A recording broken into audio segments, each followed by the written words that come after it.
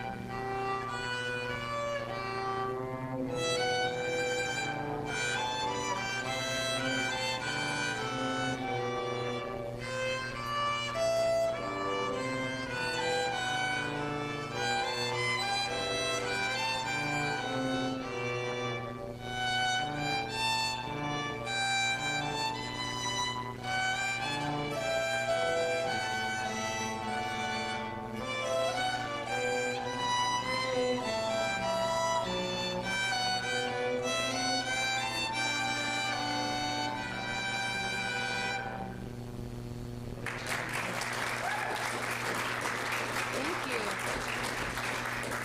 Thank you, children. That's the first time I heard that piece from them.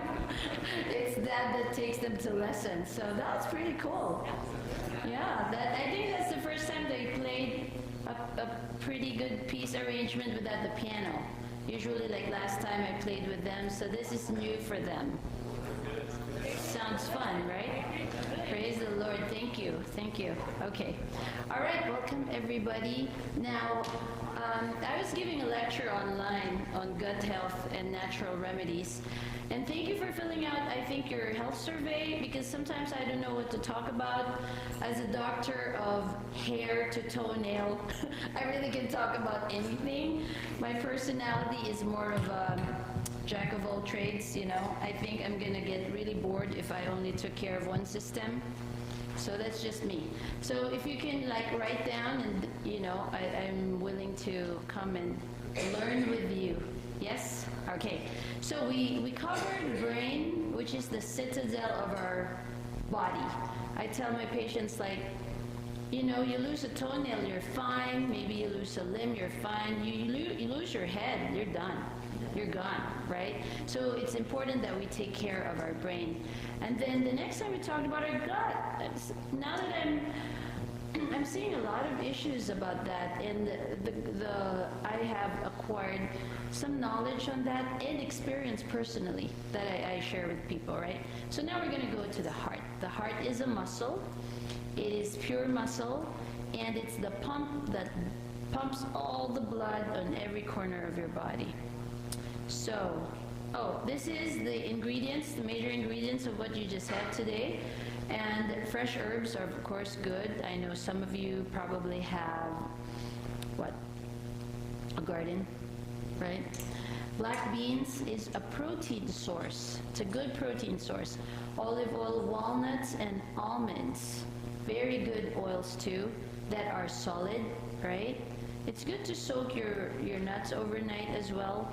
There was a lecture I was attending, and it says that it doesn't make much difference if it's baked, but that's not my point today. Edamame and tofu, also big protein sources. really don't need meat for protein. It's a big misconception, but sweet potatoes, I love that. We were just at Trader Joe's and we grabbed some Japanese sweet potatoes. Who's tried that before? If you haven't, it's just different. You just bake it and it's wonderful. Oranges, of course, Swiss chard, your cruciferous vegetables, avocados, very good in omegas too. Oatmeal, flax and chia seeds, very good omega-3s, and they are actually scrubbies in your gut, right? So I've had a few patients that have colon polyp on their colonoscopies. I had a recent one, and she has to come back frequently, but we put her on a consistent diet, but we didn't really finish the year. I think we did only 3 months, and the results are just better. I tell people polyps, to begin with, are like skin tags in your skin. They're just outpouching. And if you constantly exfoliate, it flattens that, and it scrubs your gut. So this is really good. Edamame, yeah. And blueberries, should be one word. That's the highest antioxidant fruit. So we missed the harvest. You can freeze it, put it in your smoothie. It's just wonderful. Dark leafy greens and garlic. Oh, superfood. Garlic is a superfood. The first time we went to a health retreat with me and my husband, one of the attendees eat fresh garlic this big. And I'm like, oh, well, I really like it now. It really balances your microbiome. And tomatoes, right? I know some of you garden again. Tomatoes are, if you have some allergies, they might be hard to take. They are nightshade. I met somebody who could not even, the fuzzies of the plant, he couldn't inhale or touch it. He goes into severe allergies. So there's that. Everybody's different, I know. All right, so this is us in Jasper National Park before the fires. That's unfortunate that it went through. This is the green pool, I think so. So, people have heard about this, and this is like the laws of health. Nutrition, you are going to be what you eat, right? Because every part of your body needs a new cell. So what you eat will become you. Maybe not immediately, like in a snap of the finger, but it will assimilate into you. Exercise is big. We're going to go through that. New start for heart. Water. Oh, that's the first thing I harp, right? That's what we serve at the clinic, just water. Sunshine. It's fall. Temperance, air, rest, and trust in God. I'm going to expand that to trust in God and having a trusting relationship also with a friend or a brother, a human being support, in a way. This is a heart, your heart, and this is from Netter Anatomy. When we were in medical school, that was like the anatomy book. And he's a doctor, you see, F. Netter, MD, and he paints and draws this wonderful, wonderful artist. So when you look at the gross heart, it doesn't have all those colors, of course. That's just for representation. This is your aorta, which is the largest artery coming out of your heart. This is your vena cava, and your lung is somewhere in the back. This is the ventricle and left ventricle in the back. Wait, no, this is right and this is left. Sorry, because that's the aorta. And those are the arteries that give blood to your heart to keep pumping. And remember that your blood becomes the food of your body, not just the food from your mouth. It's actually the food of every cell in your body. So does that mean we need to make good blood? Yes, that means we need to eat good food and the water or the fluids we eat as well. So this is the veins are usually blue. They're expended blood. That means that the body has taken the oxygen and nutrition already. The right coronary artery is in the back of the heart because your heart is really not upright. It's sitting down. And then I don't think it says there the left coronary artery, like the anterior descending, LAD. Anterior descending branch of the, okay. So this is one branch and another branch in front. So if it covers a big area of your heart And if it gets obstructed, that's what they call the widowmaker artery. You've heard that, right? The widowmaker artery. That's the artery that gets obstructed, and then when it dies, the muscle dies. No blood flow equals what? Death, right? Remember, blood is life. Blood is life, right? And no blood is death. That's as simple as it is. If you have a heart attack, that part of your muscle is dead, and it will not pump, and it will not deliver no life, that means death. And if there's no blood flow to that part of your brain, what is it called? A stroke. That's what it is. So Dr. Esselstyn is a preventive cardiologist, and in the beginning, he was on the end game of heart disease. He was seeing people, they're already dying, and he was so tired of seeing them at the end. So he said, I want to prevent heart disease. So this is a picture of your arteries, single-celled, very clean. And the blood goes through well, and it can get to where it needs to go, right? Just like traffic. Remember that Woodland Bridge? Man, my 45 minutes was, 1.5 hours. So we don't like traffic in our arteries, because then our blood that brings nutrition and oxygen cannot get to where it needs to be. So we want clean arteries, yes? Okay. So the next slide will show you over time what happens with our arteries if we have inflammation, toxins, stress, and I'll go through that. But this is a picture of an artery side by side full of plaque. Plaque, inflammation, and it hardens in time. And you are at the mercy of that small hole. Maybe it's not the whole length of the artery, but a belt, kind of like what do you call that in driving? A bottleneck. Does that make sense? A bottleneck. But if that bottleneck is critical, beyond it, there's no car that can go through, right? So you've seen this before. This is a picture of your brain in a PET scan. Red is blood, frontal lobe, seat of consciousness, awareness, decision making, corpus callosum communicating right and left. This is bigger, ear level, that's smaller, head level, right? And then we talked about what happens when you drink coffee. And what happens when you drink coffee is your brain becomes black and blue, no red. The only reason we're upright is because how great the design is. So what that does is it vasoconstricts.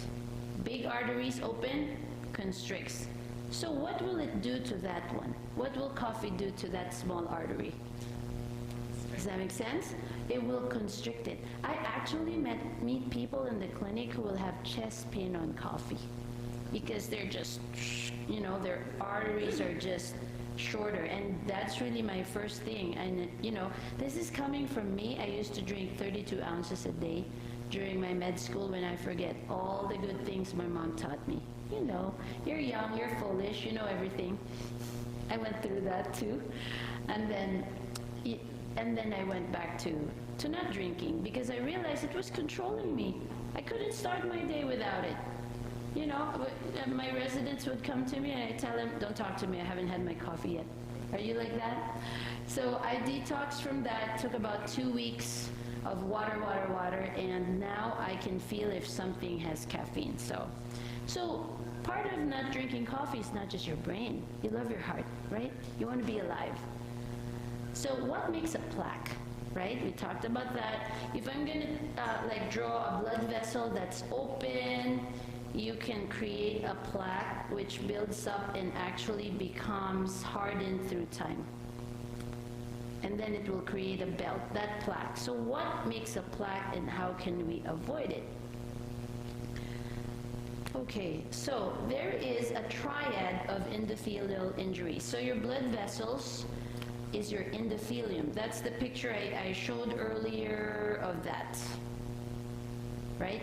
That's your endothelium. You don't want it to be damaged because what happens is if you have your artery, okay, and then you'll have a damage or a nick, a lot of cells will go there and it will pack and pack and pack and pack and pack and pack and pack and pack and pack. But the first step is the injury. So we're going to talk about that. And then the second is stasis or slow blood flow. So the blood doesn't go. When the blood is slow, it will stick to that more. Does that make sense? Yes? Third is you have a thick blood. Maybe your blood is thin on number 2, but it flows slow. And number 3, you really have a thick blood. So I met somebody in clinic who actually had a stroke from dehydration. They didn't even have a clot in the brain, but their blood was so thick and dehydrated that it created a stroke. And I had another person that I met in clinic. It was a heart attack from dehydration because the blood just is so slow. Have you seen a canal? And the blood is just moving so slow because it's so dirty, right? That's what happens to our blood. That's why I always push for water. Where's my water? Can I have my water? Okay. Water, water, water, water. And then you don't want to be that person, right? So how much water do you need to drink? Huh? 100 ounces, yes, that's a good answer. Yeah. 1 gallon is like 126 ounces, or half your body weight in pounds. So if you are 200 pounds, you drink 100 ounces. But 100 ounces is really, it's a good number. But for children, once they're 8, they need to drink 8 glasses. Does that make sense? They don't follow body weight. So water is really best. Now, I have water in my coffee. Does that count? My soda is liquid, so it doesn't really count. All of those sediments goes to your cell. And I think I mentioned to you before, I met somebody who every month he has kidney stones because he doesn't drink water. All he drank was soda. So all of that, have you tried, just watch the soda bottle, put it there, open it up, don't touch it, and see the sediment settle. It's a lot, and that goes to your blood. Oh, last time I gave a lecture, and I talked about this. There was somebody I met that stopped coffee. And he said, for 10 years, I've been going to doctor after doctor, asking them to help me for my muscle spasms. I've taken muscle relaxants and this and that. He said 2 weeks after stopping coffee, his muscles stopped cramping. Is that wonderful? Because all the sediments from caffeine go to your muscle cells and they become so irritable. Another thing is urinary frequency, because I know we're talking heart. I met somebody who was complaining that she goes to the bathroom all the time, and what are you drinking? Coffee. She just cut that out, and I didn't hear about the complaint anymore. Silence is golden, right? Okay, so what's the cause of inflammation? What's that initial injury that causes a dent or a nick? It's a nick in your artery, injury. That's the first cause, high blood sugar. So I met somebody who is pre-diabetes. She said, when my sugar is 140, I feel my neck tight and I feel just no energy. And then I told her, it's because your blood is syrup. Have you seen syrup? Does it flow quick? It's thick and it's slow. Isn't that one of the causes of this? It's thick and it's slow. So when your sugar is high, your blood becomes syrup and it's slow, and not just that, sugar is toxic to your arteries. High blood pressure. People say, I don't feel anything even though my blood pressure is 180/100. I tell them, have you blown a pipe in your house? Right? Too much of a high pressure over a length of time will blow a pipe. And in your body, that pipe can be in your brain. Most likely it is. Does that make sense? So we need to have blood pressure management with healthy heart. So what's a good blood pressure? They say 120/80 is ideal, but high blood pressure is anything greater than 140/90. Now, I have a caveat here. But if you are on blood pressure medications, you don't want to be too low. Does that make sense? Because you are artificially lowering your blood pressure. So if I have patients on high blood pressure meds, I just want it slightly below this number.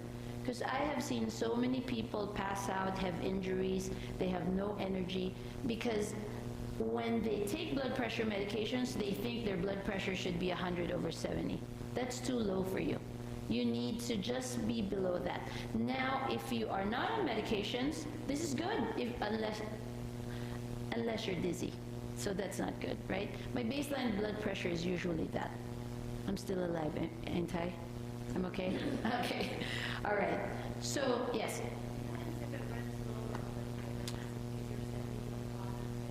If you feel okay, it's okay. But one caveat too, if the distance between the top and the bottom number is too big, like let's say 120/60, usually the difference is about 40.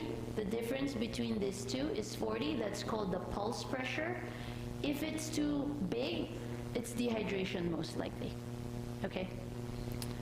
Yes. Infection. Infection is a lot of inflammatory cells. It will damage your artery. Sedentary lifestyle, inactivity. Because why? It will damage your artery because your toxins, the product of metabolism, don't get out of the body. We need to exhale it. We need to pee it out. We need to just get rid of the product of metabolism. And if we're not moving, it just stays there. I sit for work. I don't like it. I really need, I'm going to talk to my manager to get me a sit to stand. And I feel that length of sitting. I think after lunch, I'm so restless, I need to stand up because I really feel that lack of blood flow. And well, I'm not sure. Okay, make me accountable for this. I have told myself that in between patients, I'm just going to go out of that door and do 10 jumping jacks. How's that? Right? And then get my sit-to-stand desk. So inactivity, lack of toxin removal, you're not breathing hard, you're not exhaling all the CO2, will cause damage. Obesity, right? Lots of chemicals, toxins and chemicals from your products. Okay, before I used to have every cleaning product for every surface. I have one for glass, I have one for wood, I have one for this. They're all just chemicals. So I just switched to natural. My husband has a recipe of lemon and I don't know, he makes it. I just like vinegar and water, it's easy. Right? But we switched that. Smoking, oh, that's a very big toxin. If you're still puffing, it's very hard to quit, I know. And if you do believe in God, He will help you. But you have to surrender. Alcohol, ooh, somebody asked me, how bad is alcohol anyway? Can I have a glass a night? Okay, number one, it reduces nutrient absorption in your gut. It interferes with nutrition absorption in your gut. Number two, the metabolites is directly toxic to your nerve cells and to your arteries. I forgot the rest. I'll go back to that. I need a brain health lecture. Okay, magnesium deficiency is big. Magnesium. A lot of us are deficient in magnesium. And don't ask me if oxide or whatever is better. Some of you are probably taking triple magnesium. What magnesium dose? I think 500, 1 to 2 times a day is safe. You can even go further. The only way you know you're overdosing is you're going to have loose bowel movement. Then it's time to back off. But a lot of us are very deficient in magnesium. Why is magnesium important? It's a part of a catalyst and an enzyme to many processes in your body. We need magnesium. That's why people have cramps at night. They have constipation. It's part of muscle contraction. Magnesium. Okay? All right. Next. Kidney disease. And kidney disease is a big reason because of dehydration. When you get dehydrated or you abuse ibuprofen, Tylenol, naproxen, your kidneys will really suffer because those medications stop your kidneys from recovering, and of course it will suffer. Your gut will suffer too. Noted? At the end, we're going to have a question and answer at the end. Slow blood flow, we talked about. What's the number one way to make your blood thin? Water. Water. Just look at the creek. when you go walking here in the Pacific Northwest, how clear and quick it is because it's clean, right? When you're dehydrated and you have a high sugar, your blood is syrup. You don't like that. Thick blood, we talked about that. That dehydration can actually cause a heart attack and a stroke. That was a recent phenomenon for me. I've never met that before, but I just recently met these patients. What is sad? What's sad? I'm sad. That's what it is. The standard American diet is not very happy and healthy for you. Right? Oils, cheese. And there's no color. Well, I guess there's a little bit of green. If this is your normal fare, you're not setting yourself up for a healthy heart. I don't eat really, and I feel it. If we have a pizza because we had no choice, I really feel that drag in my system. I just feel so heavy because I know the difference. So just think about it. Remember, Whole Foods is best. Okay, so this is a picture at Zion after we hike through, I think, Canyon View or something. And that's exercise, right? We're going to talk about exercise. So this was a study. They did a study of how much exercise do you need a week to extend your life. This is where that comes from. 150 minutes a week or 30 minutes 5 times a week of moderate intensity exercise. That means when you're talking with your friend, you're kind of catching your breath. So this is not mall shopping in Target, you know, I like that fall decor or something like that. It's really active, and it's almost like 20 minutes to a mile. We walk a mile for 20 minutes. And it's 30 minutes 5 times a week, and they said it's not about how far, but how long. And they found in this study, 150 minutes, a good quality life extension about 2 years. Not that you'll live 2 years longer, but that you have good quality of life too. Now, oxygen. Have you ran when you were young? You ran and you're like, your legs can't go anymore? Or you're hunting, you know, I'm carried, like I can't go anymore. Do you feel that? Did you feel that? That's because you're switching from aerobic to anaerobic. That means you're switching from metabolizing with oxygen to without oxygen. So you have an oxygen debt. You owe yourself some oxygen. That's why you pant. And panting brings in the oxygen more to feed that section. I said 2 versus 34 is because if you metabolize without oxygen, you only produce 2 points of energy. But if you metabolize with oxygen, you produce 30 ATP, energy. So you need that oxygen. Who's going to open their windows tonight? Right? I always have my window open because in that small room, 2 people can consume how many percent of atmospheric? Oxygen is how many percent of the air? 21% only in the air. And 2 people with a volt, like the volt in the clinic, no oxygen coming in, you're going to consume all oxygen, and your body will just kind of make do with whatever it has, okay? You need that oxygen. When you walk, go outside. HIIT exercises is high intensity interval training. Very briefly, it's 30 seconds of exercise until you drop, like you're not gonna, it's like, just imagine a cougar running after you. How fast will you run, right? And you'll feel, like just for 30 seconds, and then you have to rest. Now the rest is variable. The rest depends how conditioned you are. If you're conditioned, the rest takes only a few seconds, like maybe 10. But if you're deconditioned, it will take a long time before that heart rate goes down. And you repeat this ideally into 6 cycles, but if you can only do 1, that's fine. And you only do it 3 times a week. Okay, 3 times a week. But there's more to say than that. Some people cannot do it, and I don't want you to pass out. You build to it. Does that make sense? Try maybe 5 seconds first and see. Just you build to it. I'm just giving you information on this oxygen metabolism, and this is a form of exercise that's very good at giving your body oxygen. Okay, where was this? It's in the Salt Flats. Have you been in the Utah? What is that called? is it Bonneville Salt Flats? Okay. Is there a lot of sunshine, friends? Yes. We talked about nutrition, exercise, we talked about water. Now we're going to go to sunshine. The sun is about to set in the Pacific Northwest, right? We need to take vitamin D. We need to take vitamin D. Okay. There is, you've heard of arginine, it's a vitamin, and then people are talking about nitric oxide now, NO. Nitric oxide is a chemical that helps your arteries relax. And you want to be relaxed because if your arteries are open, what happens to the blood? Flows well. It goes where it needs to go. If your arteries are constricted, there's traffic. You don't want traffic. So when you go get sunlight, low intensity in the morning, I'm not asking you to have a sunburn, it actually produces nitric oxide in your body. A lot of people are taking arginine right now. Know also that nitric oxide comes from your green leafy vegetables. You want that nitric oxide, all right?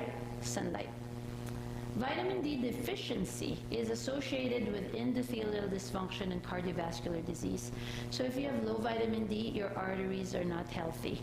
So what's a good vitamin D level? Remember that if you're going to ask your doctor to order that for you, you're going to want to get the 125 hydroxyvitamin D. That's the measure, not the 25. And you know, when us doctors, busy doctors, let's say I think what's the range for this? Let's say the range is A to B. Okay, I don't remember, but I'll tell you the ideal. And busy doctors, when they see that it's not red, they wouldn't even see that it's almost abnormal. Does that make sense? They would say it's normal because, you know, we just really look through it, oh, nothing's red. But you want to be ideal, and you want to be 50 plus, ideally about 70 plus on your level. That will give you enough time to hibernate for the winter because there's no sun here. So it's good for you to get that. Now Medicare doesn't pay that unless you have chronic kidney disease. So if you want to order it yourself, and you can order it yourself, you go to altalabtests.com. Can you check that website, please? altalabtest.com. You create your own profile, you order your labs, you pay it at a smaller price. If you get vitamin D at Quest without insurance, it's $250. Your responsibility, because unless you have chronic kidney disease or malabsorption, they won't pay. But if you paid here, I think it's about $50 self-pay. You get it? So you can order your own labs. Fine. Okay, yes. So vitamin D, we need that. Next.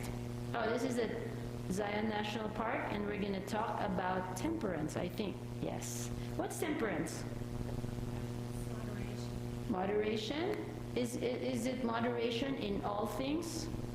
Can I moderately smoke and I'll be fine? Okay. So moderation in the good. Where do I go here? Okay. There's your plaque. We're just going to erase the plaque here. Yes, so good in moderation, sleep, food, even water should be moderate, right? That's why we have a target amount.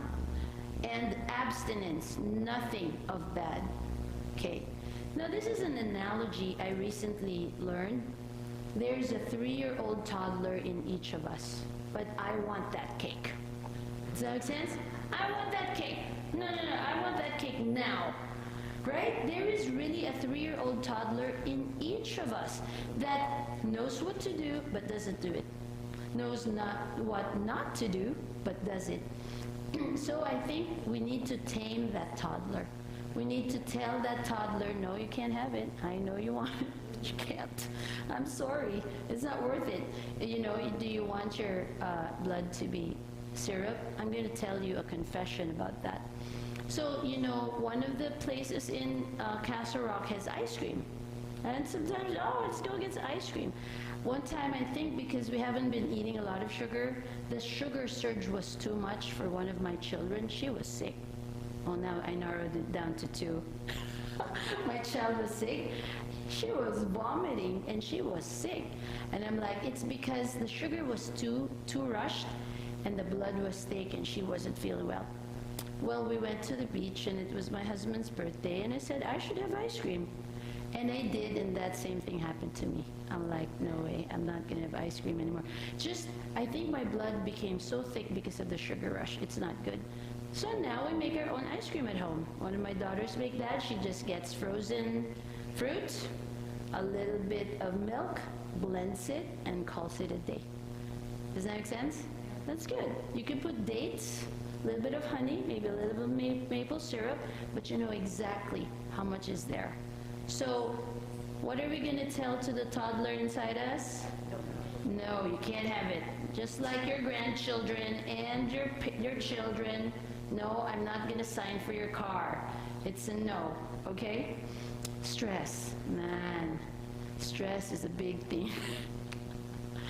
So stress is a big thing. Why is that toxic? It causes inflammation in your body. It produces cortisol that increases your blood sugar.